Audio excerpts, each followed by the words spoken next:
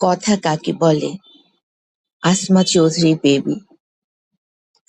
বর্ণমালা থেকে তন্ন তন্ন করে খুঁজে অক্ষরের পাশে অক্ষর সাজিয়ে শব্দ চয়ন করে বাক্যবিন্যাস করার পর সে বাক্য দিয়ে মানুষকে আঘাত করে অশ্রু ঝরানো কিংবা হৃদয়ের দ্বারে প্রবেশ করার মতো যে শক্তিশালী অস্ত্র তৈরি হয় তার নাম কথা।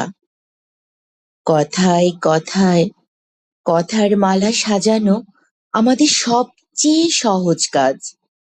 বিন্দাস কথা বলুন, তবে সেই অস্ত্র দিয়ে কাউকে আঘাত করবেন না। অস্ত্রের আঘাতে মানুষ একবারই মরে, কিন্তু কথার অস্ত্র মানুষকে তিল তিল করে ধুকে ধুকে মারে। তাই শ্রুতিমধুর শব্দ চয়ন করে মনের মাধুরী মিশিয়ে সুন্দর বাক্য বিনির্মাণ করে